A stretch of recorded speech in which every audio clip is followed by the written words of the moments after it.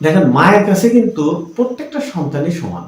সে সন্তান ভালো হোক আর মন্দ হোক, ছোটবেলা থেকে ইনি ওনার 3টা ছেলেকে নিজে না খেয়ে এবং হাঁস মুরগি ডিম বিক্রি করে তাদের লেখাপড়া করায় তারা এখন ভালো সরকারি চাকরি পেয়ে মানে বাড়ির বাইরে আছে। আর এটা থাকতেই হবে, ইচ্ছে করলেই বাড়িতে থাকা যায় না। তার মনে হয় যে ওই সন্তানগুলো যদি এখন কাছে থাকতো সব সময়, তাহলে তার যে ছোটখাটো মনের কষ্ট, শারীরিক সমস্যা, এগুলো কিছুই থাকতো না। কিন্তু উপায় তো নেই। তার অসুস্থ হওয়ার ফলে সন্তানরা টাকা পয়সা দেয়, সেটা নিয়ে উনি চিকিৎসার জন্য ডাক্তারের কাছে যান। গত কিছুদিন, মাস 3 আগে উনি ভালো ভালো ডাক্তার দেখে আসলেন।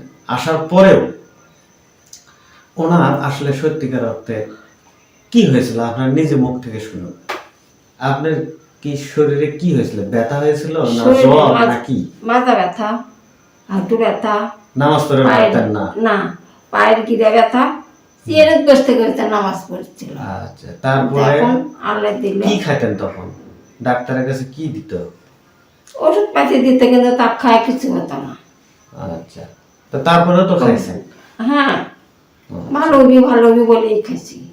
হয়নি? হয়নি, কাজ হয়নি। পরে কি আমি আপনাকে একটা তেল দিছিলাম, কি তেল? এই যে এই অর্গা কিওর দিয়েছিলাম, তাই না? এটা ওই তেলটা ব্যবহার করে আমি খুবই আনন্দ হয়েছি। এইটা কি আসলেই কাজ করছে? আসলে কাজ করছে। আচ্ছা, দাম কি খুব বেশি? দাম কম, কিন্তু কাজ করতে ভালো।